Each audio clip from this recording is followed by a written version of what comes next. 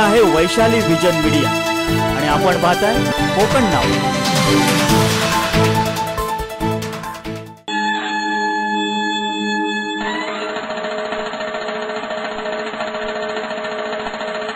टिळकांच्या कवितेतनं तुम्ही अंतर्मुख केलं आम्हाला, म्हणजे हसता हसता डोळ्याच्या कडा आमच्या ओलावल्या. तुमच्या अशाच काही कविता अजून मुखोद्गत असतील, पाठ असतील. हल्लीच्या मुलांना विचारलं की तुमच्या शाळेतली एखादी कविता सांगा, तर ती कविता त्याच वर्षात त्यांना पाठ असते, नंतर ते विसरायला. परवा त्या एका मुलाला मराठी भावगीत माहीत आहे का, तर त्यांना सांगितलं बाई वाड्यावर चला म्हणून. हे भावगीत त्यांना सांगितलं. तर आजचं काय काय ऐकायला मिळेल काही सांगता येते नाही. इथून पुढे तुम्हाला सांगतो खरोखर असं ऐकायला मिळणार आहे आता. असं एक काय तुझा प्रश्न काय होता? म्हणजे पाठ्यपुस्तकातल्या कविता पाठ होत नाहीत मुलांना. नाही, एक पिढीच्या पिढी काय आता त्याला मुक्त कविता जी आहे, म्हणजे सुर्व्यांची मुक्त कविता, नारायणा या नंग्यांच्या दुनियेत चालायची वाट, लक्षात ठेव सगळ्या खाणाखुणा, किंवा मुंबईची कविता, मुंबईची लावणीच आहे त्यांची, पण नेहरू गेले तेव्हाची गोष्ट, किंवा तुझे ओठ अधिकच गरम होत गेले वगैरे, अशा असंख्य मुक्त कविता आहेत. पण त्याच नारायण सुर्व्यांनी काही गाणी रचलेली, काही गीतं रचली होती, तेव्हा त्या छंदोरचनेचा देखील त्यांचा अभ्यास होता. हे आपण विसरता कामा नये. हे आपण आत्ता काय झालं आहे की कुठेही ही जी वृत्त आहेत, म्हणजे अक्षरगणवृत्त आणि मात्रावृत्त, याचा थोडासा अभ्यासच कुठेतरी ही आहेत की नाहीत हेच आमच्या स्मरणातनं थोडंसं निघून गेलं आहे. तर ते आमच्यावर की बघ आई आकाशात सूर्य हा आला, पांघरोनी अंगावरी भरजरी सेला, ही जी कविता आहे, किंवा भिंत खचली कलथून खांब गेला, जुनी पळकी उद्ध्वस्त धर्मशाळा, असं जे कविता ज्या आठवतात, किंवा ती एक दाळकार्यांची कविता आहे, वाटते सानुली मंद झुळकमी व्हावे, येईल ओढ मन तिकडे स्वैर झुकावे, अशा अजूनही आनंद देतात की नाही त्या की पलीकडे उजाडले की उठा उठा चिऊताई सारीकडे उजाडले, ही अजूनही आजही ताजी वाटते की नाही कविता. माझं म्हणणं असं आहे की कवीला की हे अतिशय समृद्धीचा भाषेच्या दृष्टीनं ही सगळी वृत्त, हे सगळं असं ओव्या अभंग हे सगळं जातं. आता जातं नाही राहिलं. मी काय असं नाही म्हणत की मिक्सर ऑन करताना तुम्ही बायकांनी महिलांनी मिक्सरवरची गाणी वगैरे असं काहीतरी यावं असं नाही मी म्हणत, पण ती एक भाषेची एक खूप मोठी एक समृद्धी आहे, श्रीमंती आहे ती. तर ती भाषा नावाची गोष्ट ही तुम्ही अनेक आरत्या म्हणता की नाही. आता मी देशभर किंवा महाराष्ट्रात अनेक ठिकाणी आरत्या ऐकल्यात, पण तुम्ही सिंधुदुर्गमधली मंडळी ज्या आरत्या म्हणता, ज्या गायकी अंगानं सुरामध्ये, त्या ज्या गणपतीच्या उत्सवामध्ये ज्या आरत्या म्हटल्या जातात, तशा आरत्या माझ्या मते महाराष्ट्रात कुठे नाही म्हटल्या जातात. हे मी बघितलेलं आहे. तर तुमचं हे जर वैशिष्ट्य आहे तर तुम्हाला त्याच्यामध्ये एक काहीतरी याच्यापासून तुम्ही दूर कसे जाता. मुलांना या कविता गेल्या वर्षी कुठल्या कविता होत्या ते यंदा आठवत नाही, आणि आम्ही 40 वर्षापूर्वी आमच्या स्मरणात आम्हाला ज्या कविता शिकवल्या होत्या तर त्या अजून लक्षात आहेत आणि त्या आनंद देत आहेत. नुसती शब्दरचना नाही, असे बेळगावी हवा थंड फार अशा प्रकारची रचना नाही, सुंदर काहीतरी आम्हाला आनंद मिळतो. तर मला असं वाटतं की आमच्या कवी मित्रांनी ज्यांना लिहायचं आहे, आणि सामान्य लोकांनीसुद्धा, की आज लग्नामध्ये असं असतं की नाही, एक लग्नाला आमचं नवऱ्या मुलाचं हे नाव आहे, नवरीचं हे नाव आहे, कुलदैवत अमुक आहे, खंडोबा आहे, अमुक आहे, आणखीन कुठली इथली देवी आहे, कुठली इथली जत्रा मोठी असते ती देवी आहे, तर ते तुम्ही आम्हाला 4 ओळी रचून द्या, असं असतंय की नाही, वागतात की नाही मोठं. तर ते त्या शार्दूल विक्रीडिता त्याच्यात लिहिता येणं की तो माणूस भाव खाऊन जातो की नाही. 100 लोकांमध्ये जो 4 ओळीमध्ये त्या नवरा नवरीचं नाव रचतो तो भाव खाऊन जातो की नाही. माझं म्हणणं असं, ही भाषेतल्या गमती जमती आहेत, हे भाषेतलं आनंद देणारं एक प्रकरण आहे. मला असं वाटतं हे लिहिणारे म्हणून जे लोक आहेत त्यांनी याच्यापासून कुठेतरी हे काहीतरी कालबाई आहे, जुनं आहे असं त्याच्यापासून सुटका करून घेणं मला दुःख होतं. मराठीचं सगळं वैभव म्हणजे सगळं अभंग म्हटलं की, ओवी म्हटलं की, आर्या म्हटलं की, एकेकांचं नावं कशी तुकोबांची, मोरोपंतांची, ज्ञानोबांची, ही सगळी नावं आठवतात एकतात. किंवा गझल म्हटलं की सुरेश भट, आपल्याला आता उर्दूतली गझल खूप प्रसिद्ध आहे वगैरे, पण मराठीत गझल म्हटल्यावर सुरेश भट आठवतात की नाही आपल्याला, सहज आहे. किंवा ते जे जपानी हायकू आहेत म्हटलं की, हायकू म्हटलं की शिरीष पैंचं नाव आठवतं की नाही आपल्याला. तर हे सगळे प्रयोग आहेत, ते आपल्या मुलांच्या कानावरनं गेले पाहिजेत. त्याच्यासाठी वाचन करायला पाहिजे. या वाचनापासून जर आपण दूर जातो आहोत, ती सर्वात खंत आहे. तुला सांगितलं ना की असं ते एक म्हणजे लोक कसं असं खाली मान घालून बसलेत, त्यांना उच्चार करता येणार नाहीत शब्दांचे, कारण बोलणंच नाही आहे. इकडनं याच्यावरनं टाईप करतोय, तिकडनं तो टाईप करतोय. शब्दांचा उच्चार उत्तरोत्तर समृद्ध स्फूर्ती, हे शब्द 15 वेळा म्हटले तरी आपली जीभ अडखळते. मला स्वतःला असं वाटतं की बोलणं आहे, संभाषण आहे. घरात वडील असतात, ते बसलेले असतात, तर काहीतरी बाबा आजोबा तुमच्या वेळेचं काहीतरी आठवणी सांगा, असं जर एखाद्या तरुण मुलानं त्यांना, आज्जे तुझ्या वेळेत कसा पाऊस होता, असं तुम्ही विचारलं आहे का कधी तुमच्या आजीला? काही संबंध नाही आहे. आजी म्हणजे घरातली एक वस्तू आहे, आजोबा म्हणजे घरातली एक वस्तू आहे, अडगळ आहे.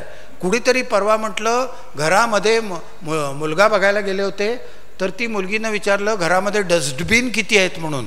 म्हणजे म्हाताऱ्या लोकांना उद्देशून, हे वृद्धांना उद्देशून डस्टबिन हा शब्द वापरलेला आहे. तुम्हाला सांगतो, ही इतकी अशा एका संस्कृतीच्या एका उंबरठ्यावर आपण आलेलो आहोत. तुम्हाला याचं वाईट वाटतं, तुम्हाला सांगतो. संस्कार सर कमी पडत आहेत. आणि संपूर्ण विचार केला तर पूर्वीच्या काळी जे परवचा म्हणणं किंवा संध्याकाळी स्तोत्र म्हणणं, हे सुद्धा सगळं आता हे सगळं ठीक आहे. मी काय धार्मिक अंगानं तुम्ही जा असं नाही मी म्हणत आहे. नाही म्हणजे माझं म्हणणं काय आहे की धार्मिक कुठलं स्तोत्र न म्हणता, हे न बोलता एकमेकांची आपण बोलू शकतो.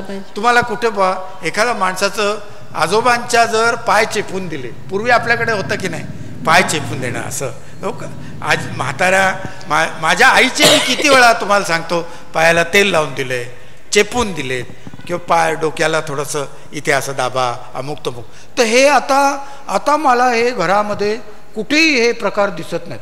तर अंग चेपून दिल्यानंतर पाय असं बाहेरून आल्यानंतर गरम पाणी एक कुठेतरी देणं, त्याच्यामध्ये ते पाय बुडवून ठेवणं, असं एक पद्धत होती. मी काय असं धार्मिक अंगानं जा असं नाही म्हणत. मी तुम्हाला धर्म अमुक तमुक या सगळ्या गोष्टीतनं तुम्हाला बाहेर पडायचं असेल, त्यालाही माझी नान आहे.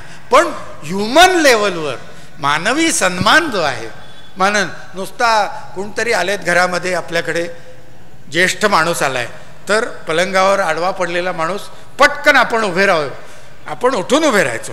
ही एक सभ्यता होती. माझं म्हणणं काय आहे की तो काय आजारी माणूस नाही, उगाच आपला आडवा पडलाय तर त्यानं उत्थान देणं. कुसुमाग्रज त्या ज्ञानपीठाच्या समारंभ झाला बिर्ला मातोश्रीमध्ये, आणि तेव्हा त्यांनी त्या हॉलमध्ये अशीच प्रवेश केला, सगळं सभागृह उभं राहिलं. तुम्हाला सांगतो, तर हे उत्थान देणं म्हणतात. उत्थान देणं ही एक मानाची सन्मान आहे. माझा कुवेतमध्ये कार्यक्रम झाला, 2.5 तास कार्यक्रम झाला. त्यानंतर सगळ्या लोकांनी उभं राहून मला कडकडून टाळ्या वाजवल्या. तर हा मी सन्मान समजतो. महाराष्ट्रामध्ये फार क्वचित असं कुठेतरी सगळे लोक उभे राहिलेत आणि त्यांनी टाळ्या वाजवल्यात. तर हे उत्थान देणं नावाची गोष्ट आहे, ही एक अशी बरं वाटतं की नाही, तुम्हाला सांगतो. बरं ठीक आहे, विषय वाढवायला नको आहे फारसा, पण आपल्याकडच्या काही गोष्टी, ह्या चांगल्या गोष्टी काळाच्या ओघात जात चालल्यात असं कुठेतरी वाटतं मला. ठीक आहे सर. महिलांच्या गौरवपर काही कविता म्हटल्या तर हां, तोच विषय मी आता घेत होते सर. अशा काही महिलांबद्दल कविता वगैरे असतील तर त्या तुम्ही सादर केलात तर बरं होईल. तर पहिली एक जरा वेगळी कविता सादर करतो. इथं जुन्या काळचं वातावरण, अजून कोकणामध्ये असं चूल वगैरे, असं लाकडं वगैरे आत सरकवणं असं कदाचित असेल नसेल, पण एक 40-50 वर्षापूर्वी ते होतं. तर तेव्हा आणि आता नावाची एक कविता आहे, थोडीशी गंभीर अंगाने जाणारी आहे, पण ही मला अवश्य वाटते. तेव्हा चुलीशी फू फू फुंकणी फुंकत. आता फुंकणी म्हणजे काय हे सुद्धा सांगावं लागेल. फुंकणी फुंकत बाईचा दमसास पणाला लागायचा. गाण्यात जसा दमसास असतो तसं तो फू फू हा सुद्धा दमसास आहे. बाईचा दमसास पणाला लागायचा आणि घरभर हळूहळू धूर दरवळत अड्याशी बिलगत झरोक्यातून वर विरत जायचा. कौलातनं असा धूर येताना दिसायचा पूर्वी. विलगत झरोक्यातून वर विरत जायचा. विस्तव आपल्या तंद्रीत राखे आड डोळ्यांची उघडझाप करत. विस्तवा कधी एका कॉन्स्टंट स्टेजमध्ये नसतो. तो असा मोठा होतो, बारीक होतो. तुम्ही कधी जर बघितलं तर डोळ्यांची उघडझाप करत घासून चकचकीत सगळी वाद्य सज्ज अवतीभोवती. ते परात, ती पातेली, ते सगळं अशी चकाचक ती पितळेची भांडी चकायची तुम्हाला सांगतो. आणि ती घासल्यानंतर उन्हात ठेवत असत महिला. आणि नंतर त्याच्यावर एक बारीक असा मातीचा एक हात द्यायच्या, कारण ती कलई आतली ती जळू नये म्हणून, भांडं जळू नये म्हणून पूर्वीच्या काळी महिला, कारण तो जाळावर असायचा ना, तर त्याला एक मातीचा अलगद हात द्यायच्या. घासून चकचकीत सगळी वाद्य सज्ज. त्यांना ती वाद्य वाटायची. अवतीभोवती ही तिची सनातन बैठक. वारसा घराण्याचा रोजचाच रियाज. घराचा षड्ज लागायचा सकाळी सकाळी. स्वयंपाक बनवणं हे एक आनंदाची गोष्ट होती. 30-40 वर्षापूर्वी आपल्या आज्या मावश्या किती जीव ओतून स्वयंपाक, 3च जिन्नस करायच्या.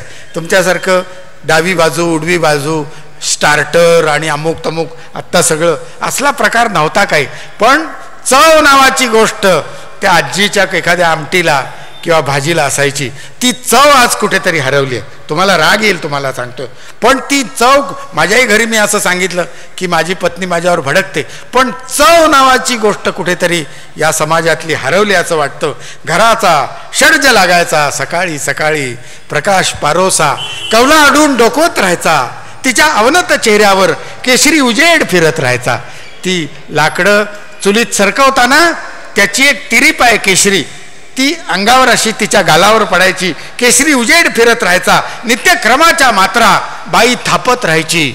धबधब धबधब धब धबधब धबधब धब परातीच्या अवकाशात.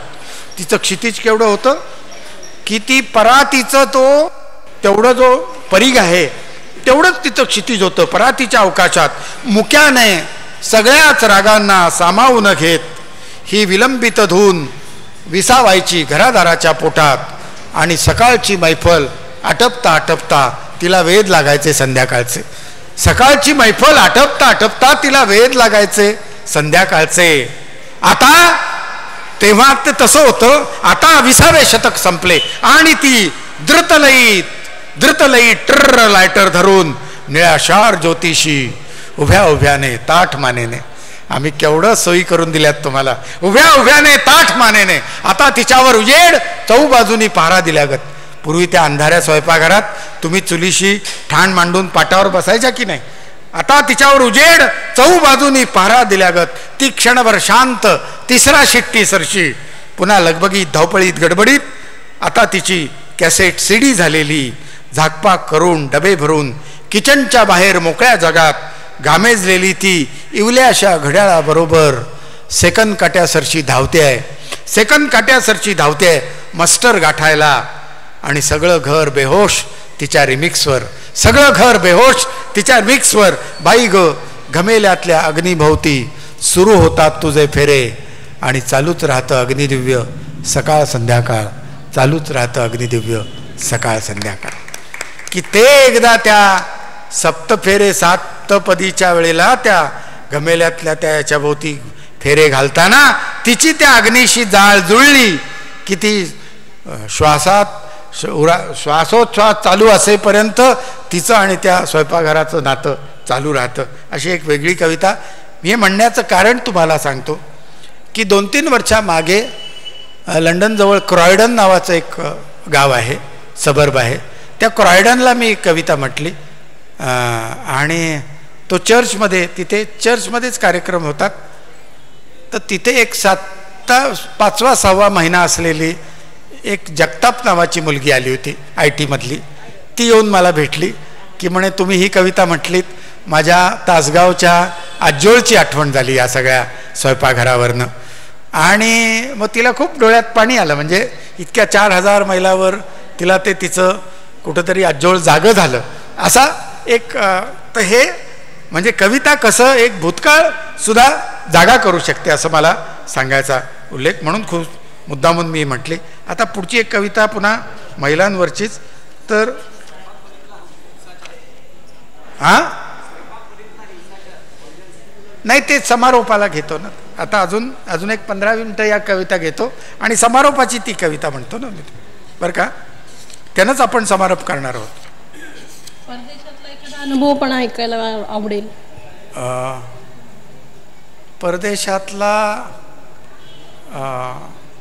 परदेशात खरं म्हणजे काय, ती लोक भुकेली असतात, खूप भुकेली असतात.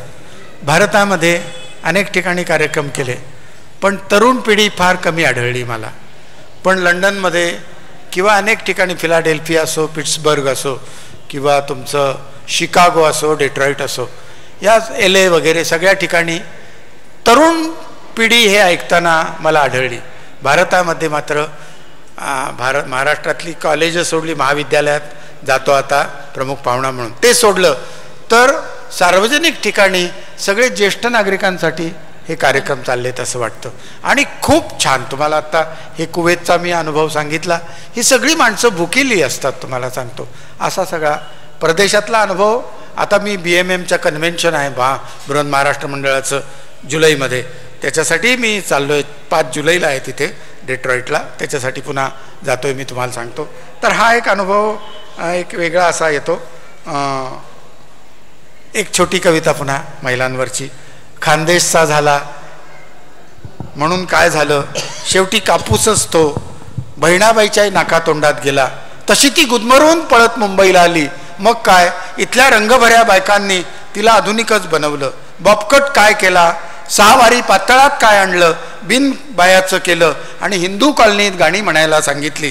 तिथलेही नवरे खूप रसिक, त्यांनी कृतज्ञतेने तिच्या अरे संसार संसार जसा तवा चुल्यावर ऐकून आदराने तिला नॉनस्टिक तवा भेट दिला.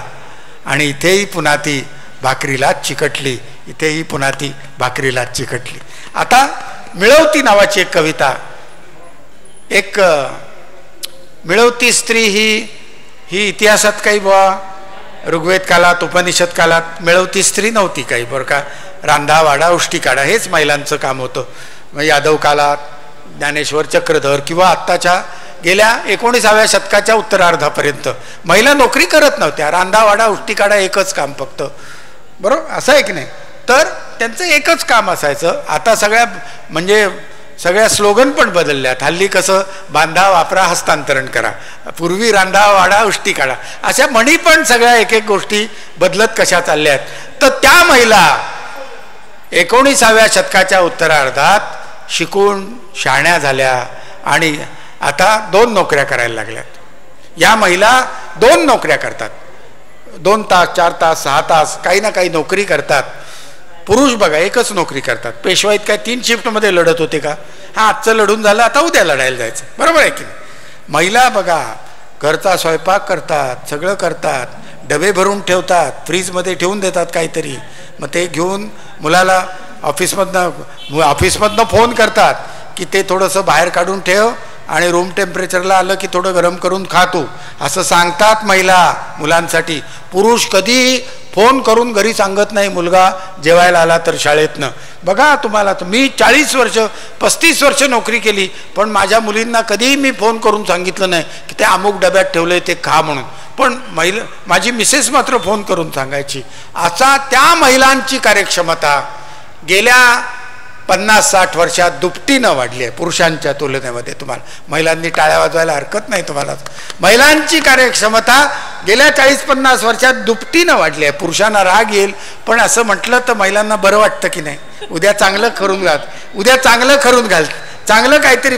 पण तेही आमच्या ह्याच्यात नाही. हे बायकांची जात असा तुच्छतेचाच भाव आहे आमच्याकडे. अजून त्यांना काय विचारायचं, त्यांना काय कळतंय असं, म्हणजे त्यांचं काय डोकं रिकामच असतं की काय, अशी अजून समज आहे आमची. तुम्हाला सांगतो म्हणजे एक तर इतका सरंजामी काळ होता की पुढच्या दरवाजानं पुरुष मंडळी बसली तर महिला ये जा पण करत नव्हत्या.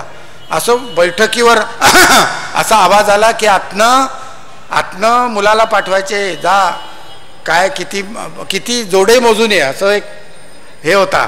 म्हणजे किती माणसं आली आहेत, सूचकता होती बघा. आताही सूचकता आहे, रिक्षाच्या मागे लिहिलेलं असतं दादाचा आशीर्वाद. याचा अर्थ दादाचा प्रॉव्हिडंट फंड गेला. उगाच कोण दादाचं नाव लिहिलं तुम्हाला सांगतोय असं. तर ते महिला पुढच्या दरवाजानं ये जा करत नव्हत्या. इतर माणसं जेव्हा पुरुष आले असतील तेव्हा, आता आमच्याकडं तुम्हाला सांगतो कोणी आलं, माझ्या बायका मुलं तिथंच बसतात. अरे म्हटलं आज जाऊ नाही म्हणे, इथंच बरं वाटतंय म्हणून. आणि आम्ही लोक पूर्वीसारखे असे सरंजामी वगैरे नाही, काहीतरी मदत पण करतो. आत्ता ते दिवाळीमध्ये चकल्या करताना असं आम्ही सगळी जेवणं लवकर आटपली आणि मी टी व्ही बघत बसलो आणि बायको तळत होती, मुलगी मळून देत होती पीठ. तर मी इतका समजूतदार, म्हटलं मला 4ला चहा लागतो. तर म्हटलं तुम्ही आज काही तळण थांबवून, चकल्या थांबवून चहा करून देऊ नका, सगळं झाल्यावर दिलात तरी चालेल. इतकं ॲडजस्ट होतो आम्ही घरामध्ये. म्हणजे मी करून घेईन असं बिलकुल बोललो नाही. तर माणसाला दुर्बुद्धी केव्हा होईल सांगता येत नाही. तर मी ते करताना कुठून मला ती मुलगी ते पीठ मळते असं, आणि ते त्या यंत्रामध्ये ते अंजलीचं काय त्यात घालून ते सगळं करत होते. आणि कुठून मला दुर्बुद्धी केव्हा होईल सांगतोय. माझ्याकडून शिकण्यासारखं आहे या गोष्टी, कवींकडनं नाही तर शिकता येत नाही आपल्याला. पानं, फुलं, सूर्य, चंद्र वगैरे काय शिकायचं आहे त्याच्यामध्ये. तुम्हाला सांगतो, मी चुकून बोललो की म्हटलं मी देऊ का थोडं पीठ मळून. आणि हे मला वाटलं मुलगी म्हणेल बाबा तुम्ही कशाला. पण हल्लीच्या मुली डांबरट, तुम्हाला सांगतोय, दिली की परात सरकवून. म्हटलं मेलो आता. काय आहे, बुद्धीची कामं करणं हे पुरुषांचं काम असतं, बरोबर आहे की नाही. आणि अंग मेहनतीची दुय्यम दर्जाची कामं ही महिलांनी काय, बरोबर आहे की नाही. आता भाकरीला पाणी लावणं किंवा असं कुकर लावणं, खालच्या डब्यात ते काय डाळ ठेवायची, त्यात पाणी घालायचं, त्याच्यावर तो तांदूळ ठेवायचे, पाणी घाल. याला काय फार MBA करायला पाहिजे का कुकर लावायसाठी. साध्या गोष्टी आहेत. म्हणून ते घरातल्या गोष्टी आपण महिलांकडे देतो असा सगळा भाग. तर म्हटलं हे काय आपल्याला फालतू. म्हणून मी आपलं ते पीठ मळायला गेलो. अहो दगडासारखं पीठ ते हलना जागचं तुम्हाला सांगतो. तर म्हणून मी तांब्यावर पाणी ओतलं त्यात. ते असं काला झाला, सगळं फेकून द्यावं लागलं. दोघी वस्कन अंगावर आल्या. आधी स्वयंपाकघराच्या बाहेर व्हा, आमचं होईपर्यंत स्वयंपाकघरात पाऊल टाकायचं नाही. म्हणजे आपण चांगल्या हेतून महिलांना मदत करायला जातो, पण महिलांकडे समाज क्षमाशीलता नसते आणि म्हणून आम्ही स्वयंपाकात मदत करत नाही. तुम्हाला सांगतो, बरोबर आहे की नाही. तुम्हाला बिलकुल क्षमाशीलता नसते, सहनशीलता नसते. आता तुरीची डाळ कुठली, हरभऱ्याची डाळ कुठली, आपला विषय आहे का तो. बारीक रवा कुठला आणि बारीक मीठ कुठलं. मी एकदा चुकून ते बारीक रवा म्हणून मीठ टाकलं थोडंसं, बरं का. आता होतं ना एखादी गोष्ट, बिघडतो पदार्थ, काय दुसरा करता येतो ना. पण नाही, हात नाही लावून देत, स्वयंपाकघरात पाऊल टाकायचं नाही. पण आपल्याकडच्या महिलांना आपले घरचे पुरुष बावळट आहेत स्वयंपाकाच्या बाबतीत, याचा काय अभिमान. छेवो आमच्या यांना कुकर पण नाही लावता येतात अजून. खरंच अहो नाही, परवाच आता IPL चालू आहे, तिनं कुकर लावला आणि म्हणजे 5 शिट्ट्या झाल्या की बंद करा. म्हटलं त्यात काय म्हणून. आणि ती मॅच चालली, तुम्ही आपलं बघत बसलो, 7व्या शिट्टीपासून मोजायला सुरुवात केली. तुम्हाला अहो ते कोळसा झाला सगळा, तुम्हाला सांग. पण आपल्या महिलांना घरचे, ती शेजारची सुलू शकू येते केव्हा आणि तिला सांगते केव्हा, अगं तो आधी इकडे आमच्या यांनी काय गंमत केली, ते सगळं घट्ट पीठ होतं, चकलीचं मळायला घेतलं, घट्ट लागलं म्हणून पाणीच काय ओतलं, सगळं पातळ झालं, फेकून द्यावं लागलं, वाट लागली भाजणीची. ती म्हणते तुझे काहीच नाहीत, आमच्या यांची गोष्ट आहे. मी सकाळी भाजी घ्यायला खाली उतरले, यांना सांगितलं दुधाकडे बघा, दुधाकडे नुसते बघत बसले म्हणून वगैरे. भारताची ताकद जी आहे ती ताकद आहे, ती कुटुंब पद्धती ही ताकद आहे. आणि त्याचं 99% श्रेय हे महिला वर्गाकडे जातं. भारताची ओळख ही एकत्र कुटुंब पद्धती ही आपली ओळख आहे. तुम्हाला सांगतो, खरोखर तुम्हाला सांगतो. नाही तर परदेशामध्ये काय आहे, आता तुम्हाला काय सांगायचं. प्रत्येकाची एकेकाची किती लग्न होतात आणि काय, हा माझा मुलगा, हा हिचा मुलगा, आणि ते सगळे कुठे कुठे असतात. याच्याबद्दल फार बोलणं नको. त्या महिलांच्या गौरवपर अशीच तिंबत कणिक राहतो, गरम तव्यावर भाज चपात्या, सजव आपल्या सिद्ध हातांनी, अन्न ब्रह्म हे रुजव पोकळीत, अन्न ब्रह्म हे रुजव पोकळीत, अखेर होता सोडून देतो कुकरमधली वाफ अनावर, आणि शहाण्या शिटी सारखी बैस खालती शांत विसावत, बघून घे तू गृहपाठांचे, मुलांचे होमवर्क तिनंच घ्यायचं, बघून घे तू गृहपाठांचे, सही करीन मी रिपोर्टावरी, रिपोर्टवर सही मात्र नवरोजींची पाहिजे. काय त्यांना इन्फिरियर कॉम्प्लेक्स वाटतो का कणकीचा हात असतो? सही करीन मी रिपोर्टावरी, विसरू नको पण पेन्सिली समी, काढून देईन टोक निमुळते, अनंत असू दे तुझी नोकरी, देव करो अंडीये वाढो, देव करो अंडीये वाढो, हर महिन्याच्या पासबुकातून क्रेडिट होऊन लवंड माप, तूच घरांना पिलर इथे आणि तूच उगवती, सगळ्यांचे डबे करून द्यायला तिलाच उठावं लागतं, तूच उगवती तूच मिळवती, 1 BHK 2 BHK जायचंय तर तिच्याच पगारातला EMI कापून जातो, तूच मिळवती काय तुझ्या बापाने द्यावे, तू तर फक्कड मासिक हुंडा, काय तुझ्या बापाने द्यावे, तू तर फक्कड मासिक हुंडा. वा वा वा. आणि समारोपाच्या कवितेकडे सर थोडस त्या समारोपाच्या कवितेबद्दलच मला बोलायला आवडेल की आम्ही सगळे महिला घरात वावरत असताना असं बघतो, पण तू जेव्हा एखादा कवी मनाचा पुरुष अशा कविता करतो त्यावेळी आम्हाला नक्कीच ते वाटतं की आपलं निरीक्षण कुठेतरी कमी पडते का, किंवा तुमचं जे कढीपत्त्याचं फडफडणं असेल किंवा त्या वांग्याच्या डोळ्यात गेलेलं तिखट असेल, हे सगळं आमच्या महिलांना एकदम हृदयापर्यंत गेलेली ती कविता आहे.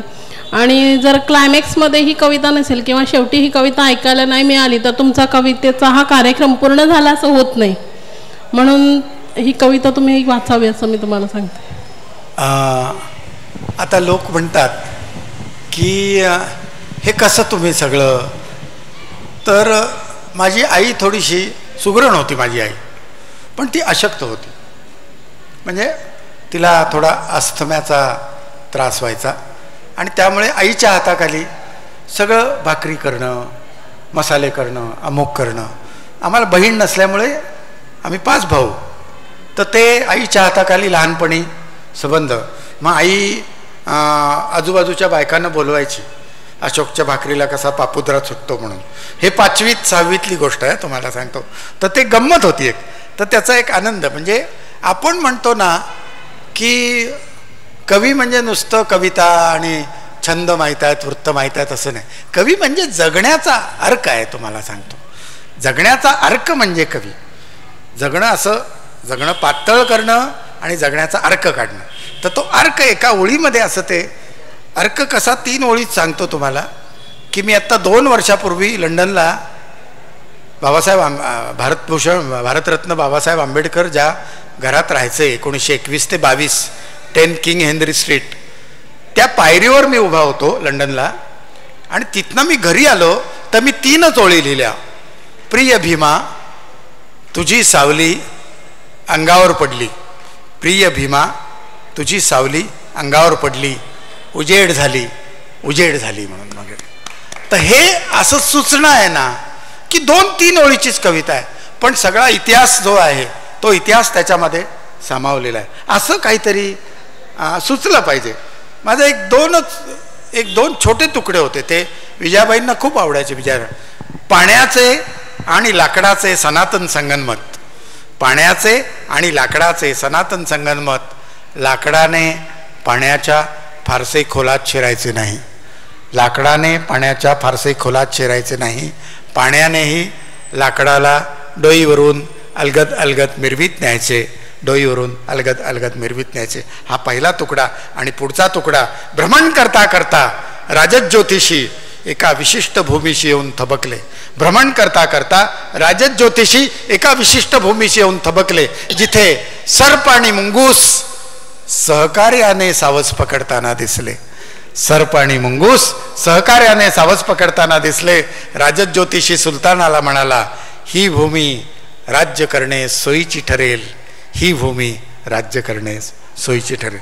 ते असं कवितेच्या संदर्भातलं काही काही, सगळ्याच कविता काय अशा सगळ्या अशा हास्य विनोद असतात अशातला भाग नाही. पण ही कविता एकदा असंच केव्हा कविता सुचेल काही सांगता येत नाही असं म्हणतात. काही लोक म्हणतात आमच्याकडे खूप फुलझाडं आहेत, तुम्ही आमच्याकडे कविता लिहायला या वगैरे. तर हे सगळं एक बालिशपणा आहे. तुम्हाला सांगतो, मला हे कविता म्हणजे ऐन माणसांच्या गर्दीत रेट्यामध्ये मागून कोणतरी ढकललंय, पुढून कोणीतरी असं असं काहीतरी अंगावर टाकलंय काहीतरी, अशा गर्दीमध्ये कविता सुचते असं माझं स्वतःचं मत आहे. तरी समारोपाची कविता. सगळे लोक असं पांढरी हाफ पॅन्ट, पांढरा टी शर्ट हे घेऊन सगळं सकाळी पांढरे बूट घालून सगळे जॉगिंगला बाहेर पडतात कॅलरी जाळायला. अरे खायचं कशाला एवढं? तुम्हाला सांगतोय, एखादा लाडू कमी खावा ना 40 उलटल्यावर, पण ते असं दुसऱ्या दिवशी कॅलरी जाळायला बाहेर पडतात आणि ते एकमेकांना 2 बोटं दाखवतात. आपल्याला वाटतं व्ही फॉर व्हिक्टरी किंवा यांना 2 मतं पडली की काय, पण त्याचा अर्थ V for voluntary retirement, V for VRS असा अर्थ आहे त्याच्यावरही मी 2 ओळी लिहिल्या होत्या. निवृत्त नोकरांचे बघ काय हाल झाले, निवृत्त नोकरांचे बघ काय हाल झाले, काही पिण्यात गेले, काही पिण्यात गेले, काही पुण्यात गेले, काही पिण्यात गेले, काही पुण्यात गेले. परवा ते म्हणले पुण्यात जाऊन पिण्यात गेले म्हणून वगैरे. पुण्याबद्दल काय सांगावं एक एक तुम्हाला सांगतो. पुण्याची बुद्धिमत्ता ही तुम्ही खरोखर म्हणजे सिंधुदुर्गातले लोक असाल, तुम्ही बुद्धिमानच. याबद्दल कोकणाचा एक वैशिष्ट्य आहे बुद्धिमत्तेबद्दल, पण पुण्यासारखी बुद्धिमत्ता मी खरोखर कुठे बघितली नाही. ते DS कुलकर्णींचं स्लोगन आहे ना, घराला घरपण देणारी माणसं. मी जुन्या पुण्यातनं चाललो होतो, एक लाकडाची वखार, तिथे त्याच्यावर मोठा बॅनर लावलेला, घराला सरपण देणारी माणसं म्हणून. काय सुचतं तुम्हाला सांगतो. खरंच चितळ्यांकडे गेलो, ती बाकरवडी, असाच उशीर झाला रात्री कार्यक्रमाला. सकाळी लवकर उठून मी आत गेलो, शटर उघडलं, आत शिरलो. म्हटलं बाकरवडीचे 2 हाफ KGचे द्या. ते म्हणे देतो ना, पण आधी लाईनीत उभे राहा. म्हटलं कोणीच नाही आहे, एकटाच आहे. एकटे असला तरी लाईन लावायची आधी. तुम्हाला सांगतो इतकं स्ट्रिक्ट तुम्हाला सांगतो खरंच. म्हणजे असं तर आपल्याकडं कसं उजव्या बाजूने माणसं येतात, डाव्या बाजूने माणसं येतात. कुठल्याही मग ते सिंधुदुर्ग असो किंवा कणकवली असो की कुडाळ असो, उजव्या बाजूने माणसं येतात, डाव्या बाजूने. पुण्यात कुठून काय येईल सांगता येत नाही. खरंच सांगतो, तुम्ही पुण्यामध्ये बावळट ठरता. तुम्ही BA MA MA MCOM केलेलं असेल किंवा CA असाल, मोठे मॅनेजर असाल, पुण्यात माणूस असा बावळट ठरतो. मी त्या दशभुज गणपतीच्या तिथे उभा होतो पिशवी घेऊन. पिशवी म्हणजे मी नेहमी पिशवी ठेवतो की आता गावकऱ्यांकडे आलोय मी आज, तर ते जाताना मला काहीतरी देणारच की नाही आज. तुम्हाला सांगतो, म्हणजे त्यांनी द्यावा असं माझं मत नाही आहे तुम्हाला, पण त्यांना द्यायचं झालं तर पिशवीचा खर्च कशाला, म्हणून मी पिशवी घेऊन जातो कुठे. म्हणजे दिवाळीत तर मी 2 पिशव्या ठेवतो खिशामध्ये, कुणाला काही द्यायचं असेल तर उगाच त्यांची अडचण कशाला खर्चात टाकायचं, म्हणून मी 2-3 पिशव्या खिशात ठेवतो. तर ती पिशवी घेऊन उभा, तेवढ्यात एक माणूस आला, म्हणे तुम्हाला रस्ता क्रॉस करायचा आहे का. मला वाटलं असं पुण्यामध्ये प्रत्येक सिग्नलला अशी माणसं ठेवलीत की काय, असं काय पुण्यात बुद्धिमत्तेचं स्वरूप बघायला मिळेल सांगतो. होय म्हटलं, म्हणे 8 आण्यात रस्ता क्रॉस करून देतो म्हणून. हे सुचतं कसं तुम्हाला सांगतो. खरंच सुचतं कुठून. बुद्धिमत्ता त्या मुठेच्या पाण्यामध्येच काहीतरी आहे. खरंच मी दरवेळेला बाटली घेऊन जातो, मी पाणी भरून आणतो पुण्याचं, पण माझ्या बुद्धीमध्ये अजून फरक पडलेला नाही. तो ओरिजिनलच काहीतरी लागतं पुण्यामध्ये. तर त्यांनी व्यवस्थित माझा पिशवी घेतली, कुठेही जब्ब्याला असा पत्रा नाही लागला किंवा माझ्या चपलेवरनं 2 व्हीलर नाही नेली, व्यवस्थित इंटॅक्ट पलीकडे ठेवलं. तोपर्यंत मी 8 आणे काढून पलीकडे गेल्याबरोबर म्हटलं हे घ्या 8 आणे. ते म्हणे रुपया झाला. अरे म्हटलं 8 आणे ठरले, ते रुपया कसं काय झाला. नाही म्हणे आम्ही उलटा परत जाताना एम्प्टी रिटर्न जाणार म्हणून. लोक काय डोकं आहे तुम्हाला सांगतो. मी थक्क झालो. सुचतं कुठून हे तुम्हाला सांगतो. म्हणजे आग्रह तर इतका 15 वर्ष मी जातोय, दरवेळी सांगतात पुढच्या वेळेला आलात ना जेवायलाच यायचं म्हणून. पुढच्या वेळेला आलात जेवायलाच यायचं. 15 वर्ष आग्रह चाललाय हो तुम्हाला सांगतो. काय एक गोष्टी. पण त्याच पुण्यामध्ये मी सांगितलं की पुणेकर बुद्धिमान असले तरी मुंबईकरांसारखी माणुसकी मी अजून बघितलेली नाही पुण्यामध्ये. तुम्हाला सांगतो, तुम्ही टाळ्या वाजवताय, पुण्यातले लोक चाल करून आले अशा अंगावर. म्हणजे छान शाल, श्रीफळ, गुच्छ, नारळ आणि छानपैकी जाडजूड पाकिट घेऊन जाता.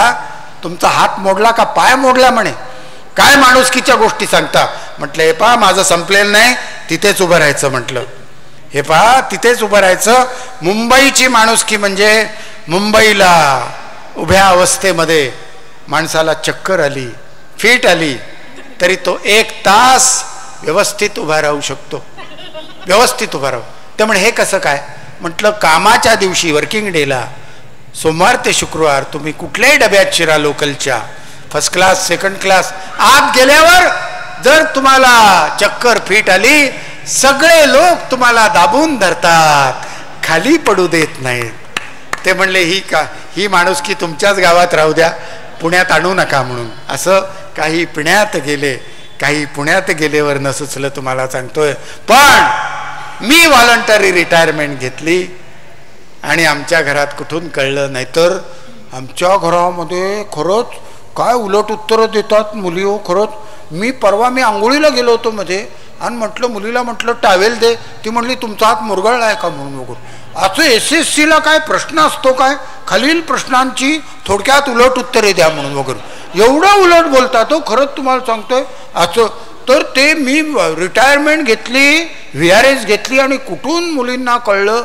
2-3 दिवसांनी सकाळी 6 वाजता आईन उजडत मुलीच्या त्या ट्रेमध्ये 2 मग भरून चहा, दुसरीच्या याच्यात बिस्किटं. बाबा तुम्हाला भेटती. मला भरून आलं की आता आयुष्यभर पारिजातकाच्या फुलासारखं बापाला सांभाळणार. 9 वाजता ब्रेकफास्टला काय हवंय, 4 वाजता काय तुम्हाला स्टेशनवरून आणून द्यायचंय का, असं 15 दिवस माझी उठबस फुलासारखं जपलं. तोपर्यंत माझा प्रॉव्हिडंट फंड, माझी ग्रॅज्युएटी, माझे लिव्हचे पैसे सगळं जमा झालं बँकेमध्ये. त्याचे 4 भाग केले. 3 भाग विरुद्ध मी एकटा. तुम्हाला सांगतोय 2 मुली पत्नी विरुद्ध मी एकटा. सगळं क्रेडिट झाल्यानंतर कसलं ब्रेड मिळणं कठीण. तुम्हाला सांगतोय मी आता 2 दिवस बाहेर आहे. काल निर्णयावर माझा खाडा मांडून ठेवतात. हसताय काय, दुःख सांगतोय मी माझं. खाडा मांडतात माझा. तुम्हाला सांगतोय किती वेदना. काय असा सगळा विषय असतो घरामध्ये. मी ज्या महिलांच्या गौरवपर आधी कविता लिहिल्या त्या मी नोकरीत असताना गैरसमजापोटी लिहिलेल्या कविता आहेत. रिटायर झाल्यानंतर मला माणसाला सत्य कळतं. तुम्हाला सांगतोय ज्ञानप्राप्ती जशी उत्तरायुष्यात होते तसं 60 नंतर मला कळलं की महिलांइतकं क्रूर या जगात काही नाही आहे. तुम्हाला सांगतो इतकं क्रूर. बघा ना काय लाटणं, काय उलटणं, काय पळी, काय काय काय आपल्याकडे काय. आमच्याकडं एक बॉलपेन आहे. काय पुरुष हा निशस्त्र आहे हो. तुम्हाला सांगतो खरंच पुरुष अत्यंत हळुवार हृदयाचा असतो. हळुवार म्हणजे बघा ती मेथीची जुडी जर निवडायला सांगितली तर आम्ही ती गाठ सोडताना अशी 10 वेळा अशी फिरवतो. कुठे गाठ मारली आहे सुतळीची असं फिरवतो की नाही आपण. महिला बघा मध्ये अशी 2 बटं घालून खसकन तोडतात. बघा कलात्मकता नाही आहे ही. पुरुष म्हणजे कलेचा आविष्कार आहे. अशी काडी काढल्यानंतर मेथीची हे पान तोडू का हे पान तोडू आम्हाला संभ्रम पडतो. आम्ही विचारपूर्वक पानं तोडतो. तुम्हाला सांगतोय खरंच सांगतो. ते लाल कडा असलेली मेथी कुठली आहे, हे तोडू का हे तोडू. महिला बघत नाहीत काय नाही. घेतली पानं एकीकडे कड्या एकीकडे. 10 मिनिटात निवडून होते. अहो ते नारळ कसा खोवतायत बघितलंय का, कसं हृदय खोवतायत असं वाटतं. खरंच तुम्हाला बघू नाही शकत आम्हाला. आम्ही बघू नाही. मला नारळ खोवायला सांगितला. आता घरी ऑर्डर इज ऑर्डर. मिलिटरी आणि घरात रिटायर नवरा ऑर्डर म्हणजे. आणि इथे कसं माझा चेहरा असं वर मान आहे, घरी खाली मान असते. तुम्हाला मी ती अशी खाली मान घालून ती वाटी घेतली. पण विळीवर कसं बसायचं माहित नाही. उलटा बसलो विळीवर मी. तुम्हाला अशा सगळ्या त्या स्वयंपाकघरामध्ये खरंच सांगतो सगळं जे काय म्हणजे तुझ्या असंचे हळवार, तुझ्या गळा माझ्या गळा, ते जे सगळं आहे ना ते सगळं पुला खालून पाणी वाहून जातं. हो वस्कन अंगावर येतात. तो गड्याला सुद्धा चहा देताना अरे रामू चहा घे हो, वाफा जातील नाही तर गार होईल लगेच. रामूला चहा देताना काय आदरानं, कारण रामू निघून गेला, दुसरा रामू मिळणं कठीण. खरंच नवरा डोक्यात राग घालून गेला. सगळे नवरे 4:30 वाजता घरी परत येतात. तुम्हाला सांगतो कारण बाहेर कुठे चहा विदाऊट शुगर चहाच नाही मिळत तुम्हाला. सगळे नवरे घरी परत येतात बोंबलत, तुम्हाला सांगतोय. पण रामूला मात्र, रामू चहा घे हो लगेच, असं तसं. आता वस्कन हो, मला वाटलं काय शुद्धलेखन घालते की काय. नाही म्हणे. म्हटलं काय, त्या मटक्या भिजत टाकल्यात, दोनदा नीट निथळून त्या पाण्यात नाही करून कापडाला त्या याला फडक्याला घट्ट गाठ मारून त्याच्यावर वजन ठेवा. नशीब तुम्ही बसा असं नाही सांगितलं, नाही तर मोड कसे येत आहेत बघत बसा म्हणून. तुम्हाला काय काय वाट्याला येईल काही सांगता येत नाही. हे सगळं अनुभवावं लागतं म्हणून ही कविता लिहिली आहे. तुम्हाला सांगतो, पण शेवटी काय आहे की आपलीच बायका मुलं आहेत. पुरुष आम्ही उदार मतानं विचार करतो की आपले माणूस लग्न कशासाठी करतो. एकमेकाला कामं सांगता येतात. तुम्ही आज पाडवा आहे, होळी आहे, पुरणपोळ्या बनवा. मग त्या म्हणतात तुम्ही गूळ चिरून द्या, वेलदोडे कुटून द्या, असं एकमेकांना सांगू शकतो. रस्त्यातनं एखादी बाई चालली आहे, तिला सांगाल का अहो बाई वडे बनवून द्याल का म्हणून? तंगडं मोडून ठेवतील ते. म्हणजे लग्न माणूस करतो त्याचं मागचं उद्दिष्ट हे आहे. विवाह संस्थेचा इतिहास नावाचं राजवाड्यांचं पुस्तक आहे, पण त्यात हे नाही आहे. हे माझं संशोधन आहे, तुम्हाला सांगतो, खरंच तुम्हाला सांगतो. असा सगळा हा भाग. पण घरातले लोक ठीक आहे, पण आजूबाजूचे लोक मला कामं सांगायला लागले. शेजारच्या त्या वहिनी आल्या म्हणे, नायगावकर तुम्ही फालतू बसून असता. फालतू शब्द वापरला. केशवसूत पुरस्कार मिळालेला मला मुख्यमंत्र्यांच्या हस्ते. ती बाई मला केवढा राग आला असेल. पण रिटायर झाल्यावर राग गिळायचा असतो. रिटायर झालेल्या माणसानं राग दाखवायचा नाही. मी म्हटलं फालतू का हो म्हणता? नाही म्हणे आता तुम्हाला काहीच उद्योग नाही म्हणजे फालतूच ना.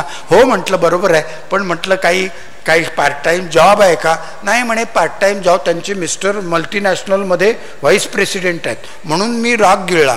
तो मला वाटलं काहीतरी पार्ट टाईम जॉब असेल. नाही म्हणे आता तुम्ही घरीच असता, आमच्या मुलांना उद्यापासून शाळेत सोडायला जाल का म्हणून वगैरे. काय जॉब आलाय बघा तुम्हाला. असा सगळा हा भाग आहे. त्या स्वयंपाकघरामध्ये किती क्रूर गोष्टी चाललेल्या असतात त्याचं महिला ही गोष्ट हे लिहूच शकत नाहीत. त्याच्यासाठी हळुवार हृदयाचा पुरुषच जन्माला यावा लागतो. आता टाळ्या वाजवायच्या असतात. गळ्याशी नख खुपसून अंदाज घेत क्रूरपणे त्वचा सोलली जाते दुधी भोपळ्याची. कसं खरवडून काढतात बघा. दुधी हलवा बनवायचा असेल तर अतिशय कवळा दुधी भोपळा लागतो. आम्ही असं त्याच्यावर बारीक लव असते, हात फिरवावा असा वाटतो. महिला बघा बाजारात त्या देठाच्या तिथे नख खुपसून बघतात, निबर आहे का, निबर आहे का कवळा आहे बघा. पुरुषांना हे माहीत नाही, कारण बाजारात गेल्यावर त्यांचं भलतीकडे लक्ष असतं. तुम्हाला सांगतो, त्वचा सोलली जाते दुधी भोपळ्याची. सपासप सुरी चालवत कांद्याची कापाकाप चालली आहे. डोळ्यांची आगाग होते आहे. शाळ्या नारळावर कोयत्याने दरोडा घातलाय.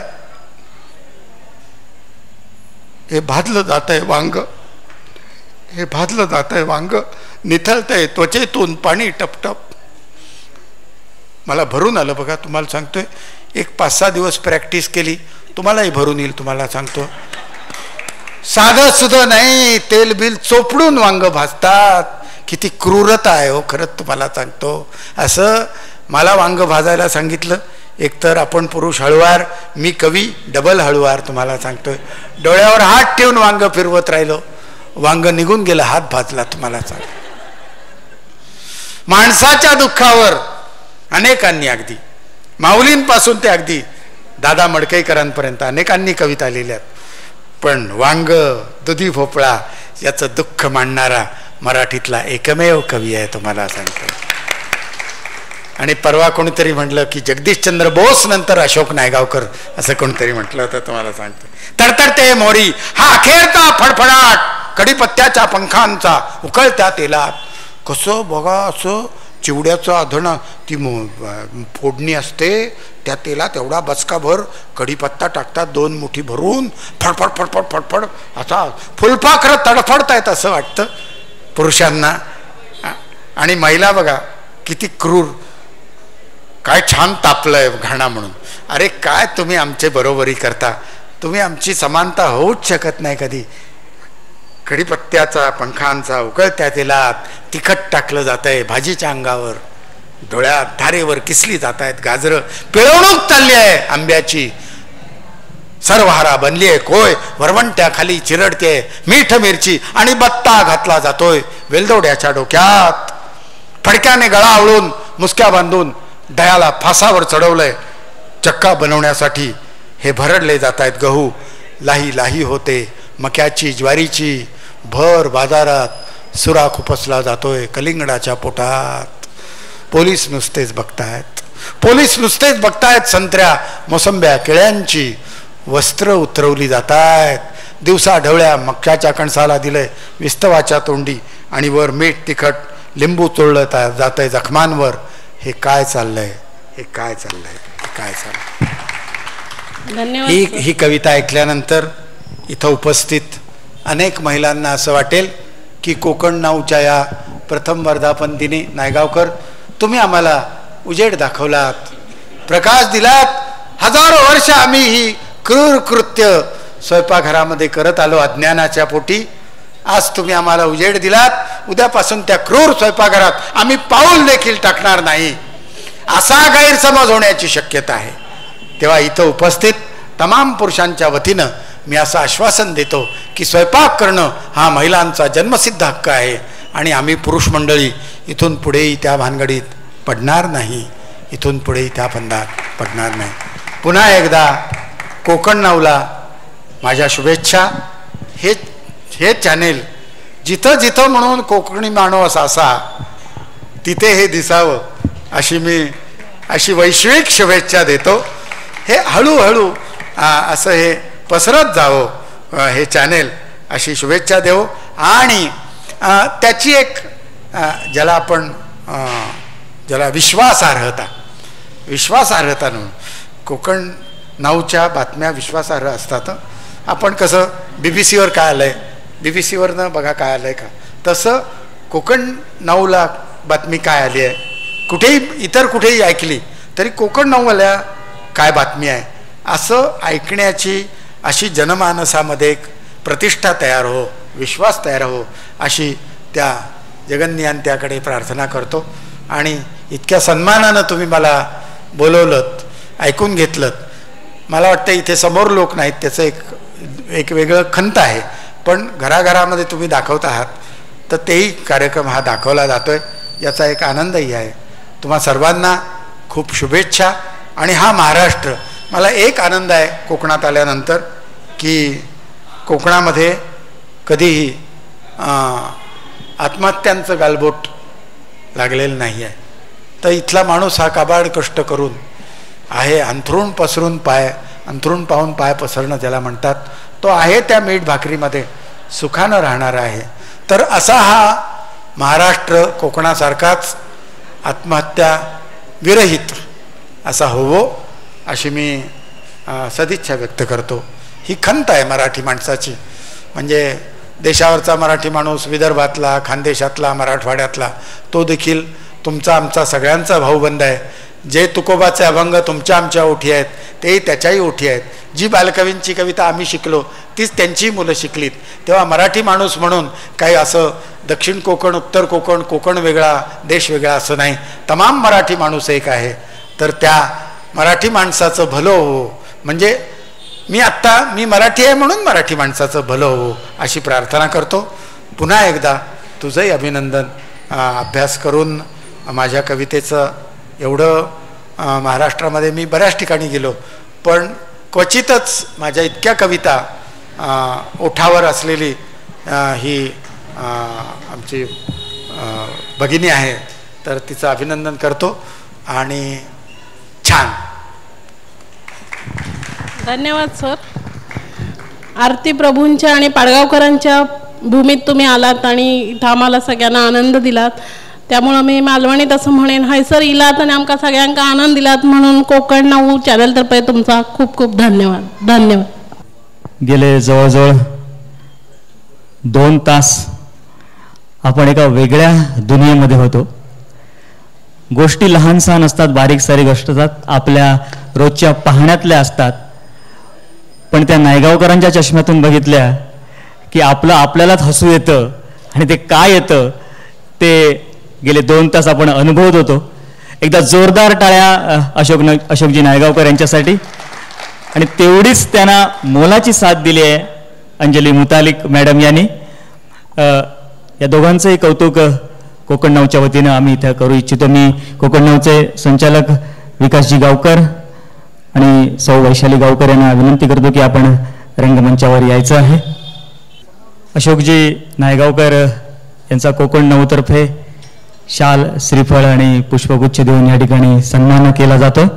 मी विनंती करतो विकासजी गावकर यांना की त्यांनी त्यांचा सन्मान करावा.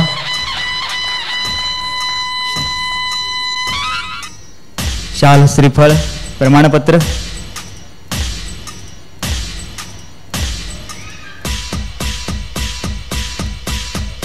खरं तर या महान माणसाला आपण टी व्हीवरती किंवा एखाद्या कार्यक्रमामध्ये लांबून पाहत आलो.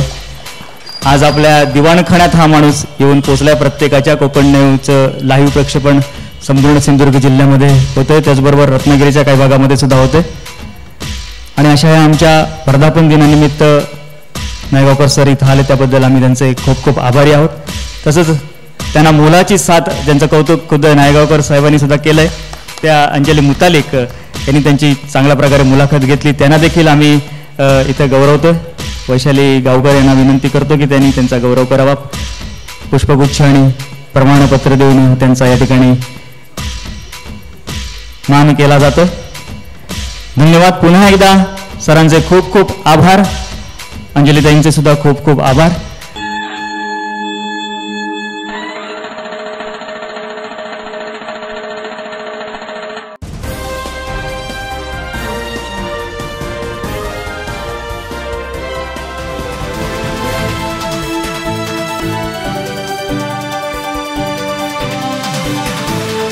हे आहे वैशाली विजन मीडिया आणि आपण पाहताय कोकण नाऊ.